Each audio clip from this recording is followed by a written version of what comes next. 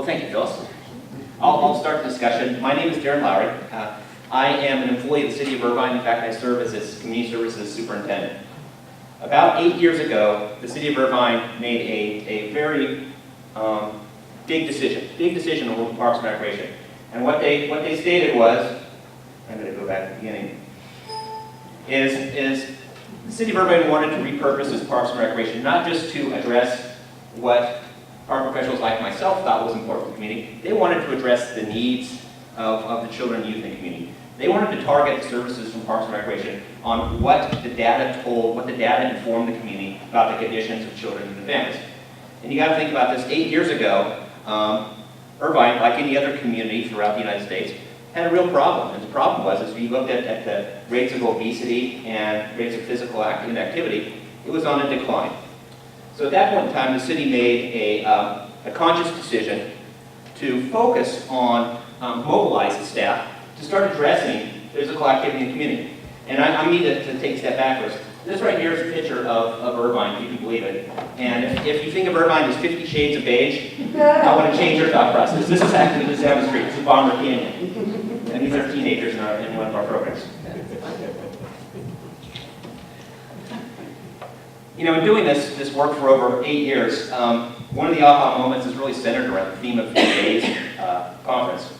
And that's physical activity engagement at a young age and in a variety of different activities builds skill, confidence, ability, and desire for participants to be active for a lifetime. The interesting part about this discovery, while it's not new news to many of you, on our end, we have been so hyper-focused on creating physical activity opportunities at every place throughout the city and getting kids physically moving, we often lost sight of the future. We were focused on changing the data point for now, getting more kids moving, being able to show through the physical fitness testing, state of California, that's one of our big data markers, aerobic capacity, that actually kids' aerobic capacity is getting stronger. We've succeeded in that, we've done well. But now we're turning to this thing of more of a lifetime approach to our work. All of this makes a really good case for extending the services of Parks and Recreation beyond the borders of parks itself. And I think this is one of the things that the City of Irvine has done very well, and is leading as a model for not only the state but for the country.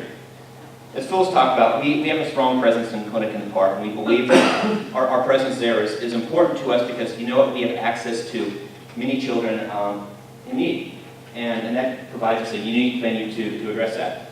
We also believe that if we're going to promote fitness, we need to be in the schools. We love people in our parks, but realistically, if we're going to reach the masses, we've got to be in the schools. And fortunately, we've been able to create a partnership with the schools in Irvine, particularly Irvine Unified School District, but also Tustin Unified School District, to place park staff within schools during school hours to lead activity, to do group games, to do a whole variety of services. We're not replacing PE, but we're integrating recreation and physical activity in the lives of kids on a daily basis. We're building those basic skills and ideally teaching them to do what they're doing when we're not there. Pedestrian bike education has also been a big part of our work in Irvine, and we've received a grant. It's a common grant, it's Safe Routes to School. And we've partnered with our public safety department to go out into schools and teach kids, I mean, this sounds kind of crazy, teach kids how to walk to school and how to bike to school. and you know what? The interesting part is nobody does that. Parents don't do that anymore. There's got to be a place where it starts. So while it may not be the sexiest topic, we've really put a lot of emphasis on making it fun. And interestingly enough, we have done an exceptional job of changing the norm of parents. The majority, well, still a majority of parents drive their kids to school, but we've got a large number of people walking and biking to school. And we've created systems to where they know it's safe. And incidentally, one of the outcomes of that is clearly we've decreased blood pressure among those driving to school every morning in that line. When we build new parks, and one of the fortunate circumstances of living in a community that's continually building and developing, is you get to create new parks. And the mindset of creating new parks is our first thought is how do we create access to physical activity? How is the form building people to, or inspiring people to exercise?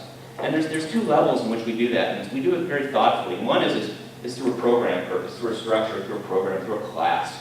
And how do we create exercise rooms and yoga centers and dance halls and things to get people moving? But the more important part is what are we doing to inspire people to be self-directed, to come to the park, to do things, to meet regularly, to participate weekly in different types of activity. And if you've driven through the city of Irvine and seen Tai Chi groups, stroller groups, these boot camps, these are intentional on our side. We're working to build these relationships with community groups, and ideally they're free and they're open to all. But we're seeing activity in the park forming organically as good, and that's uncommon in parks and recreation. Most times they look at these like, you're over 25 people, you need to get out here, you need a permit. Why? So this is a new norm in terms of parks and what's happening in your community. We've also developed programmatic standards in our classes, particularly in our camp programs and our after-school programs. And along the lines of a lot of other physical activity, these standards include healthy foods, service of healthy foods only, and a mandated 60 minutes of physical activity. So if you're in a camp, if you're in an after-school program, and your child participates, you're guaranteed they're going to come home with a good workout. Lastly, we like to integrate, as I said earlier, self-directed activity in just about everything we do. If a parent came to me today and said, well, gee, Darin, I'm worried about my child. I need to make sure he is physically active, and I just don't know how to do that. These are the things I'd point out to them. Number one, I'd say, look at your community recreation guide. There's 100 pages in the Irvine Recreation Guide of different activities, different opportunities. The number one thing I'd say is enroll in swim lessons. You know, what swimming does is it builds a capacity to have a lot of fun and exercise at the same time. You know, if you're in a community where there's a pool, where there's a beach, that's countless recreation. That's countless activity. And those children who are water safe and parents who feel comfortable their children's water safe have immense opportunity to be physically active. I would say walk, bike, or skate at home. If you have a driveway, if you have the ability at a cul-de-sac, if you have the ability to have a park down the street, integrate some walking, some biking, some skating. Explore sports programs. And not all sports programs are good. And I think some of the ones that really focus on skill development and movement are probably the best. The ones that teach you the skill rather than put you in the show, meaning the game. I'd say make it fun. Make it fun, and fun is addictive. And I'll use an example here.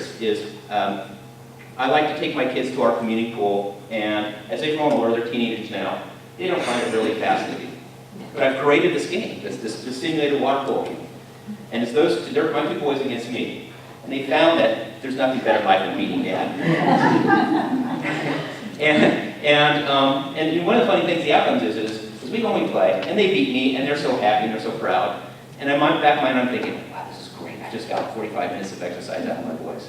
And they don't know any better. But anyways, make it fun. It's addicting.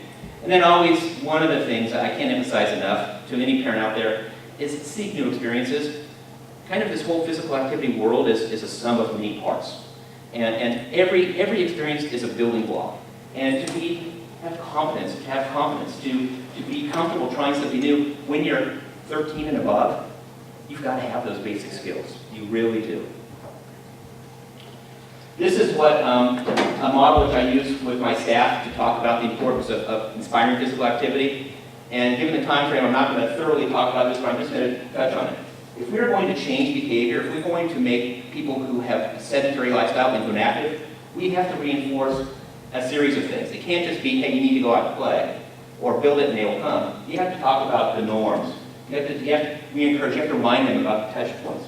There has to be friends involved. There has to be peer support involved. Your surroundings, we talk about that so much more. You have to be, those communities that are park-rich have a much easier job of this versus those communities which are dense and park-poor. And then shared values and priorities. I'm incredibly fortunate in my job because my city council believes in this, and they believe in building parks, and they believe in getting their community physically active. They believe quality of life is built within its public infrastructure. That's an ideal. That's not across the board. Lastly, I will close with one of my favorite pictures. And this is a group of girls who, if somebody said girls don't play football, I will call you wrong. This is a group of girls that play football, and the first thing that came to my mind when I saw this picture is that one of the greatest things about physical activity is you can thoroughly enjoy the experience along with friends and those you care most about, all the while gaining a health benefit. I hope you consider Parks and Recreation as an essential partner in your life to facilitate these encounters. Thank you so much.